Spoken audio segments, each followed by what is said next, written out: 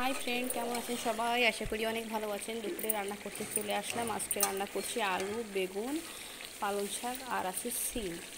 আর তার সাথে আছে রুই মাছ।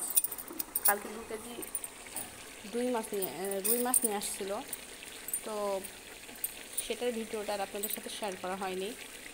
তো সেটা কাটলাম, ধুলাম, ডিপে রেখে দিয়েছিলাম। আজকে রান্না করব। রান্না তো অলরেডি শুরুই হয়ে গিয়েছে, রান্না করা শুরু হয়ে গিয়েছে। এবং তরকারি কষিয়ে পানি দিয়ে দিলাম, ঝোলের পানি দিয়ে দিলাম। কালকে ইলিশ রান্না করেছিলাম, এই সেম একই প্রক্রিয়ায়, শুধু সিমটা ছিল না। সিম না দিলেও কালকের খাবারটা নাকি সেই স্বাদ হয়েছিল।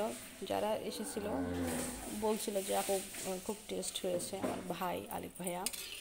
তো যাই হোক, আমি আজকে ভাবলাম যে সেমভাবেই রান্না করবো, কিন্তু ইলিশ মাছটা দেবো না। ইলিশ মাছের স্বাদ একেবারেই অন্যরকম, সব মাছের থেকে আলাদা। বিশেষ করে এক একটা মাছের এক এক রকম টেস্ট।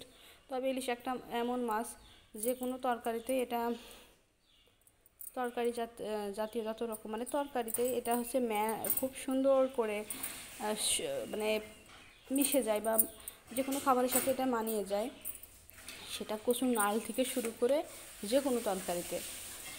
তো বন্ধুরা, রান্নাটা আমি শুরু করে দিয়েছি বেশ কিছুক্ষণ আগে থেকেই, কারণ আমি তো এই তরকারি কুটে টুটে মাছটা ডিপে থাকে, সেই মাছটা পানিতে ভিজিয়ে রাখি। মাছ ছড়ানোর পরে যে তরকারি কুটে ধুয়ে নিয়ে আসার পরে মাছ ফ্রাই করার পরে যে তারপরে আপনাদেরকে ভিডিওটা আপনাদের সাথে শেয়ার করি। তো আমি একদিকে ভাবছি, যারা একদম আমার মতন নতুন একেবারে রাঁধুনি, তাদের জন্য একদিন মাছ ভাজার ভিডিও দেখাবো, যে আসলে মাছটা কীভাবে ভাজলে তেলের সাথে লেগে যাবে না, আর শেয়ার করব।